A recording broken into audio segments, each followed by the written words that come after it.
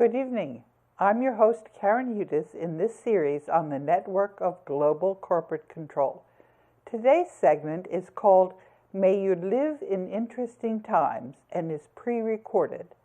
Thanks to DCTV and Maurice Jackson, studio producer and director, and Cruchet Starnes, who's on audio and prompter. The phrase, "May you live in interesting times," was introduced in the 20th century in the version Interesting Age. It was Robert Kennedy who popularized this saying. There's another saying of Robert Kennedy's. A revolution is coming, a revolution which will be peaceful if we are wise enough, compassionate if we care enough, successful if we are fortunate enough, but a revolution which is coming whether we will it or not. We can affect its character.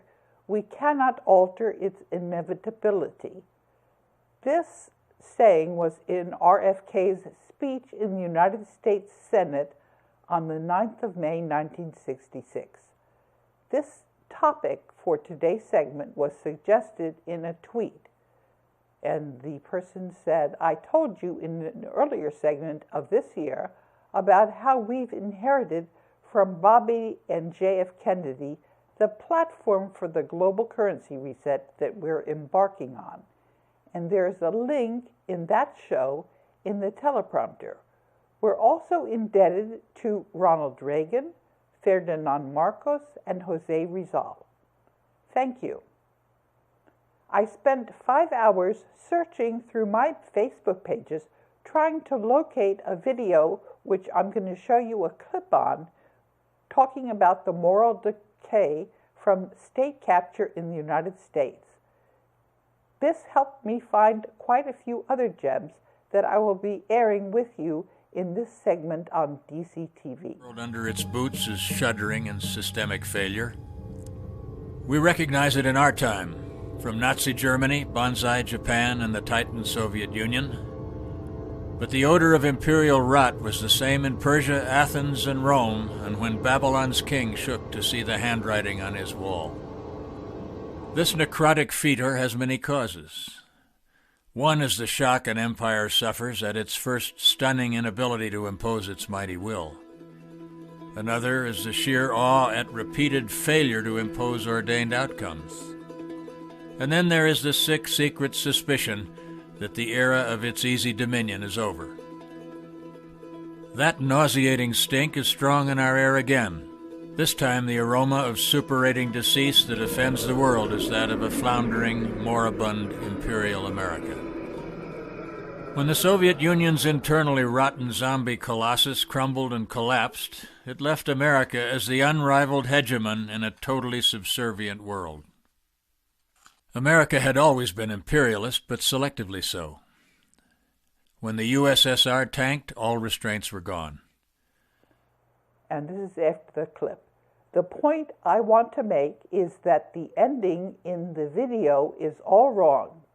We know that the heart of the empire in the United States and the other empires that are mentioned in the clip comes from the pharaonic bloodline families that have been plaguing humanity through the ages. And a few days ago, before this segment was filmed, I tweeted that the people in the United States are not to blame. We know that roughly 3/4 of American public consistently prefers that the United States act jointly with other nations in foreign affairs. In October 2005, 12% of the American people preferred that the United States should act as a single leader, while 74% wanted the U.S. to act jointly with other nations. Only 10% felt that the United States had no leadership role to play at all. And surveys in 1993, 95, 97, 2001, and 2003 and 4 showed that there was little variation. And this, I got the source of these surveys. It was Douglas Foyle, who was writing in a book called Understanding the Bush Doctrine that was published in 2007. The power transition model that I ran in 2004 that came to the World Bank from the United States Department of Defense National War College tells us that humanity is united now in a coalition for the rule of law, and this coalition includes the people of the United States who are reclaiming their monetary gold reserves that are administered by the Board of Governors of the World Bank and IMF. Donald Trump is not a part of this coalition, and he is most likely not going to be president of the U.S., or if he is actually, if there's some kind of a ceremony of inauguration, it's going to be rescinded. And this is because the Constitution of 1789 is not in effect, which means that the Electoral College is not duly constituted. He's not legitimate. Even if the banking cartel, which is still dominating the press, succeeds in holding a fake inaugural ceremony, Trump will have no legitimacy, and he will not be able to lead the United States and the rest of the world into decline because his actions will have no legitimacy.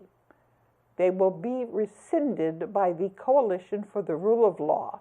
Trump will have to pay the commercial lien that I have mailed to him. This is because Trump has not answered my affidavit in which I say that he is interfering with the return of the monetary gold reserves. And this claim has gone out over the internet, and Donald Trump is silent where he has, if he has an answer, if he has a justification, he has to give it. Otherwise, he has a default judgment. And what was in the affidavit? I stated that Donald J. Trump has failed to acknowledge that the United States is not operating under the Constitution of 1789, nor has Trump acknowledged that the United States monetary gold reserves are administered by the Board of Governors of the World Bank and International Monetary Fund because they're in a trust that was established at the end of World War II by General Eisenhower and President Truman. Instead, Donald Trump has perpetuated the hoax on the American people despite having had the opportunity to rectify these falsehoods. Donald Trump has harmed me personally with these lies and falsehood, as this has prevented me from returning to the World Bank's headquarters and working on the global currency reset that was agreed to by the Board of Governors of the World Bank and IMF, and returning the Constitution of 1789 of the United States via an Article 5 Constitutional Convention. Donald Trump is an agent of the banking cartel, a liar and a fraud. It is a fact that not a single embassy has rescinded the minutes of the annual meeting of the World Bank and IMF, which I retweeted on November 27, 2016. And in the teleprompter, you'll be able to read those minutes for yourself. The press is owned by the banking cartel, and this press still tries to confuse people. And the power transition model from the United States Department of Defense National War College is predicting with 90 to 95% likelihood that reality will prevail. 100% of income taxes in the United States are going to the banking cartel to pay interest on bogus country debt.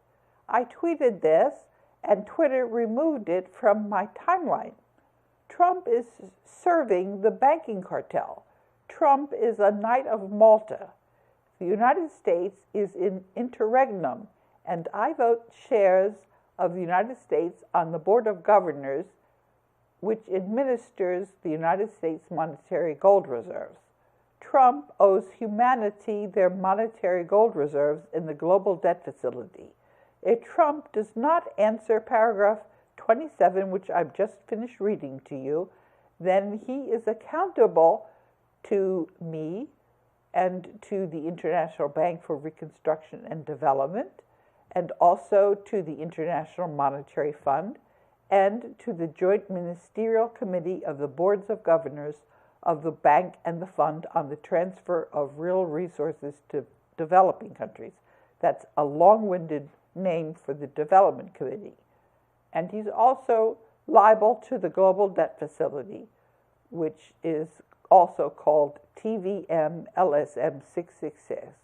And he's responsible for holding up the global currency reset, which was approved by the Board of Governors of the World Bank and IMF. Meanwhile, we are in the global currency reset to exchange paper currencies from the banking cartel. And this banking cartel was identified by three mathematicians named Stefania Vitali, James Glatfelder, and Stefano Battiston at the Federal Institute of Technology in Zurich, Switzerland. This network is often referred to as the banking cartel. And as I've informed people, the Board of Governors of the World Bank and IMF confirms that we are in the global currency reset. On the 2nd of December, I stated to the social media, we're in the global currency reset now. The world's monetary gold reserves remain in the global debt facility and will be deployed to replace the scam paper currencies which were issued by the central banks of the Bank for International Settlements. This global currency reset was agreed by the Board of Governors of the World Bank and IMF. Many of the details in the global currency reset are going to have to be worked out, and these will be agreed by the Coalition for the Rule of Law. Until the U.S. Constitution of 1789 is back into effect via a convention under Article 5, I vote for the United States on the Board of Governors and on the Development Committee, which consists of 25 ministers who are in charge during the period between the annual and spring meetings of the Board of Governors. Right now, the United States is in interregnum. With no electoral college, Donald Trump has no way to assume the presidency of the United States legitimately. I've made this clear to the Electoral College. The banking cartel is in plain sight after Vitali, Glatfelder, and Battiston of the Federal Institute of Technology in Zurich, Switzerland, identified a network of global corporate control, and the network is often referred to as the banking cartel. The banking cartel owns most of the media and is now lying to those people who haven't caught on. Reality will ultimately prevail. This is 90 to 95% likely. We know this from the power transition model that came to the World Bank in 2004 from the U.S. National War College. The Coalition for the Rule of Law consists of the G77, which is actually 134 developing countries, and the BRICS, that's Brazil, Russia, India, China, and South Africa, and the beneficiaries of the Global Debt Facility. The Global Debt Facility is a trust set up at the end of World War II by Jose Rizal and Ferdinand Marcos, and this trust contains the world's wealth. You can read about the Global Debt Facility in its treaty. The banking cartel has put puppet governments that have no legitimacy in place by turning governments into companies. Under the global currency reset, this has no place. Until people have been able to come to terms with reality and the villages and towns have cleaned out the corruption from the banking cartel, I'm going to have a difficult time sorting things out. I read your comments after posting the DCTV archives on the internet. I'm including in the teleprompter all of the suggestions and advice that people have been giving me so that you can see that we are all working together in the global currency reset. And here is what you can all do to help out in the Global Currency Reset. Stay tuned into the Global Currency Reset, where we're replacing paper currency for currency out of gold and local currency issued by villages and towns. You should form small groups and pay attention to what's really going on by tuning out of the mainstream media and developing your own channels of communication. You need to learn how to think critically, and you need to help others think straight. And you should make sure that your local areas, the villages and towns, have local currencies, and you should hold your local officials accountable. It's curious that Mr. David S. Ferriero, who's the archivist of the United States responsible for the Electoral College, has not answered my letter of November 6th to the U.S. Electoral College. And this is especially so after I put a screenshot of this letter on the internet, and YouTube shows that this letter has been widely read. The Senate report declaring the Constitution of 1789 suspended under a state of emergency has also been widely disseminated. Sooner or later, my letter to Mr. Ferriero is going to be addressed.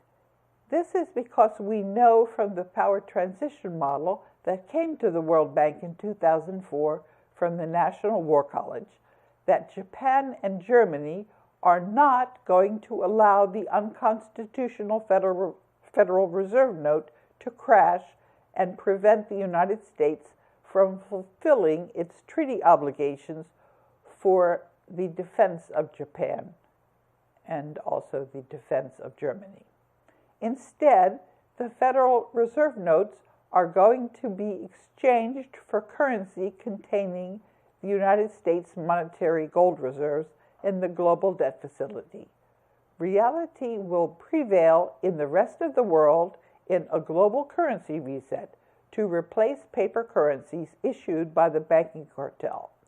The Japanese are also refusing to accept the will of the insolvent banking cartel. Sputnik News has called the question about who and what to believe, and they say that this is the beginning of the end of this system. It's time to move into reality and away from the banking cartel's corrupt propaganda.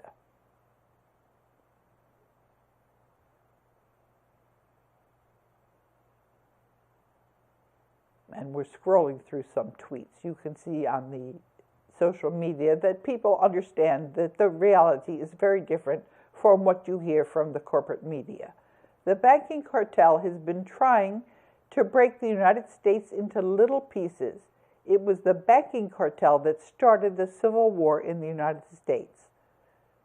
And when I showed people exactly how the banking cartel was responsible, the banking cartel broke the link. That just proves the point. Following Abe Lincoln's advice, we have to watch out that efforts to divide the United States along racial lines by that agent of the banking cartel, Donald Trump, fail. In the global currency reset, people are going to end the corruption in local politics, and then they're going to be free to govern their own nations from the grassroots up. It will be necessary to prevent backsliding and to wind down the banking cartel and prevent the banking cartel from gaining any foothold. This will be one of the tasks for humanity during the global currency reset. There will not be any rush. It's going to be a peaceful global currency reset. If it's not peaceful, it will not be able to proceed. If any of the current politicians want to continue as politicians in their countries, it's going to be a difficult burden for them to show their people that they're not corrupt. And it's going to be especially difficult because the monetary gold reserves of these countries have been on offer for quite some time, and the offer hasn't been accepted. Why not? Article 4, Section 10 of the World Bank's Articles of Agreement says, and that's what the section says, political activity is prohibited. The bank and its officers shall not interfere in the political affairs of any member, nor shall they be influenced in their decisions by the political character of the member or members concerned. Only economic considerations shall be relevant to their decisions, and these considerations shall be weighed impartially in order to achieve the purposes stated in Article 1. And I have previously gone on record about Article 4, Section 10 of the World Bank's Articles of Agreement, and you can read in the teleprompter how I've said that there should be no regime change. It's up to the people in their countries which government they want. This shouldn't be superimposed from the outside. And look at how the World Bank's managing director, Bertrand Badré, was fired when he tried to invalidate the global debt facility. There was a question one of the people raised about Adolf Hitler. They wanted to know whether Adolf Hitler was ethnic Swiss. No, Adolf Hitler was ethnic German, but Swiss Octagon Templars financed Hitler and directed him throughout World War II. Sean Haros discusses how former Major General Konstantin Petrov revealed this before Petrov died under suspicious circumstances in a video clip which I showed in July 2016 in a program which you can see the link for. Now I would like to share an earlier answer about how Canadians are going to exchange their currency in the global currency reset. The details are going to have to be worked out for each country to make sure that the exchange proceeds transparently. And I'll read from an email that I sent in the end of October to Canada's Committee on Monetary and Economic Reform. And the subject was how to get Canada's gold. There was a fellow Paul who had sent me an email. And all the Canadians have to do is sign the monetary agreement. Then we'll have to arrange with the mint how to count the gold that's minted and handed out to the Canadian residents who are going to get a certificate that will count the amount of Canadian dollars that are exchanged for Aurum. It's just going to be a matter of transparent bookkeeping. We'll have to set the records up, and we'll have to keep count. That's all. And there'll have to be a way for Canadian residents to report so that we can track the gold and make sure that no gold goes missing. There's no one place. It's simply a matter of setting up these procedures. It's not rocket science. It shouldn't be that difficult. And I've explained a few times how this would have to proceed. And we can certainly refine the procedures to make sure that all of the gold that Canada is due goes into Canada's currency. And this is just Paul's question to me. I'm Paul from Canada. Can you direct me to a video explaining the claim process Canada would have to undergo? And does this fund have to be accepted by the rest of the world to be implemented? There needs to be a critical mass of countries. We can't just have the exchange in one or two countries. But there's no difficulty in getting this all rolling. And this is what people want. Until people have been able to come to terms with reality and the villages and towns have cleaned out the corruption from the banking cartel, I'm going to have a difficult time sorting things out. One way for me to find out what people want is from the comments in my social media. And I'll read you a comment from someone named Lise. And she wanted me to talk about secret societies. And you all have seen what JFK said about secret societies. There are a number of them, and we also know who's on the secret societies. And I'll read you something from a fellow named Mark Stringfellow. with the evidence of the powers that be bungling so much of what they used to do seamlessly, this idea of scapegoating Trump just might blow up in their face. This guy makes his living on the edge and also rebuilding his own fortune. Well, his fortune is now gone because he's bankrupt. He's interrupting people from getting their gold, and he's liable to us. So he's not wealthy anymore. And let me finish reading. The elites don't seem as brilliant as they used to be. I've often wondered if the energetic changes that has been happening to all of us, in that we have all begun to wake up, could it be having a different effect on the elites because of their dark practices and demented outlook? Well, there's no question, but the elites understand that we know that the global currency reset is to proceed, and the gold of the world and the wealth of the world does not belong to the elites, it belongs to the world's people.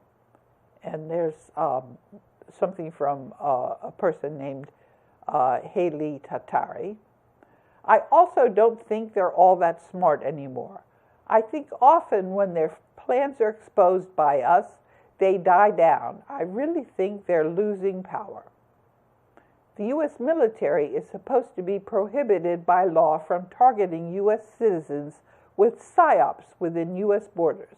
Of course, there's no one to police that, especially since PSYOPs, by their very nature, are difficult to prove.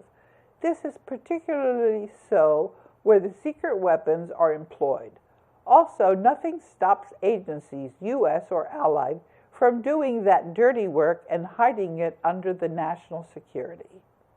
Well, we all are keeping track of each other, and we have the internet, and I think we're doing a pretty good job of tracking some of these nefarious practices. I can tell you that I'm regularly in touch with people, and we let each other know what we're facing. And so we all know quite well when some of these military technologies are used against us. Some people are more sensitive than others, and they resist quite well. They learn how to resist. And I'm very confident that humanity is going to continue to resist these technologies. We know how to do that, and we've demonstrated that we know how to do that. This program is a case in point. This program is not being directed from any of these military technologies. Thank you for listening to another segment of the Network of Global Corporate Control. Reality means an end to the banking cartel and an exchange of paper currencies for gold in the global currency reset. Please stay tuned as we learn how to transition peacefully and end the corruption in the international financial system. Until next week, I'm your host, Karen Udis.